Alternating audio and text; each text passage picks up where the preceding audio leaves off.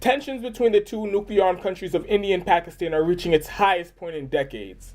For the first time since 1971, India violated Pakistani airspace by conducting airstrikes on what they claim to be a camp for a militant separatist group.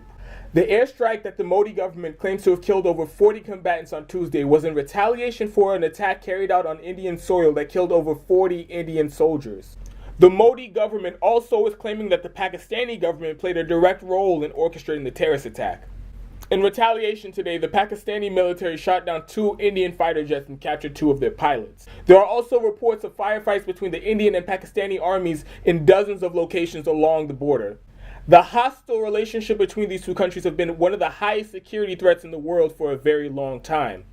In total, it's believed that these two countries possess around 100 nuclear warheads. If a war between these two countries were to break out, the effects would be devastating. Even with conventional weapons, you'd have high civilian casualties. Inevitably, important civilian infrastructures like hospitals and schools and marketplaces and roads and bridges would be targeted, which will exacerbate problems in these countries.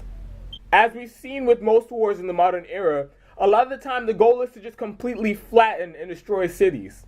The images from Mosul and Fallujah in Iraq and Raqqa, Syria are hard to stomach. You can barely even see a building standing in what used to be flourishing cities. And that's just with conventional weapons and bombs. But like I mentioned, both of these countries have nuclear weapons at play, so the risk of cataclysmic destruction is multiplied and are almost unimaginable, with the effects reaching well beyond the borders of India and Pakistan. If one nuke were to go off in a city, first of all, the city would most definitely be destroyed in an instant. So millions of civilian casualties. Also, there will be nuclear fallout that contaminates the area for hundreds of miles. So drinking water, the air that people breathe, the livestock that people eat, all of that would be contaminated with nuclear waste, and the effects will arguably be worse than the initial bombing. Seeing how both of these countries are armed with nukes, it almost certainly would not go down that way. The more likely scenario is if one country decides to use a nuclear weapon, the other one will retaliate, and at that point they'll just be lobbing nuclear weapons back and forth. In that case, we're easily looking at the largest catastrophe in modern history and an unprecedented humanitarian crisis.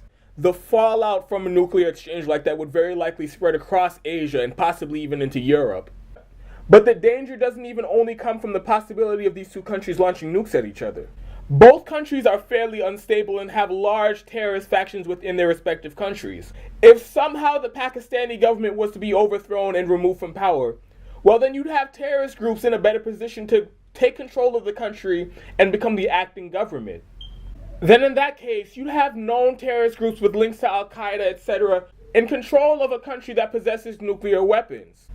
If that were to happen and some type of Al-Qaeda group were to rise up and become the acting government, that would be bad enough. It would be very similar to what's going on in Saudi Arabia, where you have this authoritarian, fundamentalist, extreme version of Islam ruling over the country, and by force, with all these ridiculous rules that women can't go out in public without a chaperone, they can't drive, any slight deviation from the law would result in beheading, that alone is bad enough. These jihadists with their Wahhabi Salafist mindset, they have no qualms about killing people en masse, even if that means dying themselves. Imagine what it would be like if Saudi Arabia possessed nukes. That's what would happen if some type of Al-Qaeda group were to take control of Pakistan and have control of the country's nukes. So if that were to happen, they can basically hold the entire world hostage and nobody could touch them, because all they'd have to do is threaten to launch all of their nukes. Also, there's a very real possibility of that nuclear technology being sold on the black market.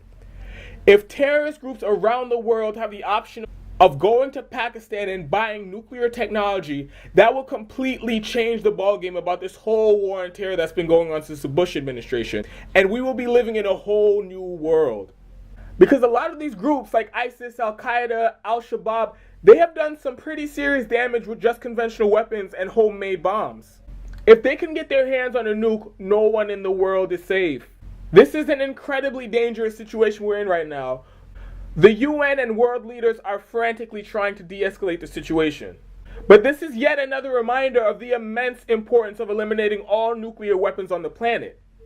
It is irrational that any country on the planet possesses such destructive power. All of these nuclear-armed countries Whether it's the US, Russia, China, North Korea, India, Pakistan, they all possess the power to basically end all life on the planet.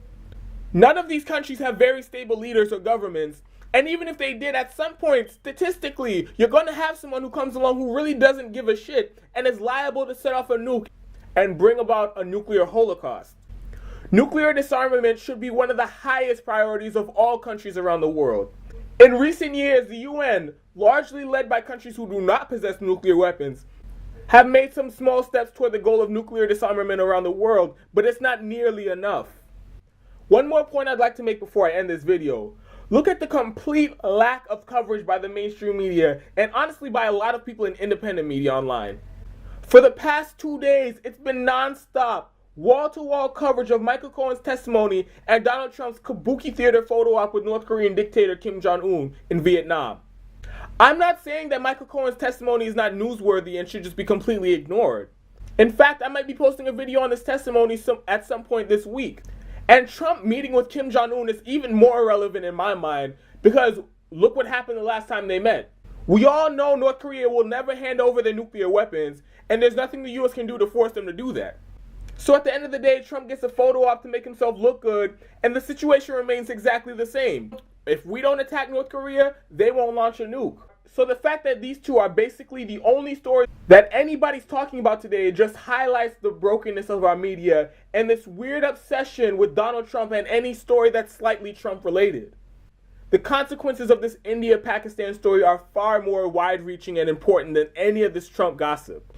But in this upside-down, backwards media world we live in, the possibility of nuclear war is less sexy and salacious than the president's former fixer testifying against him in Congress. I'll be following the conflict between India and Pakistan very closely, and I will definitely be posting more updates as the situation develops. But it's a goddamn shame that it seems almost nobody finds this to be an important issue.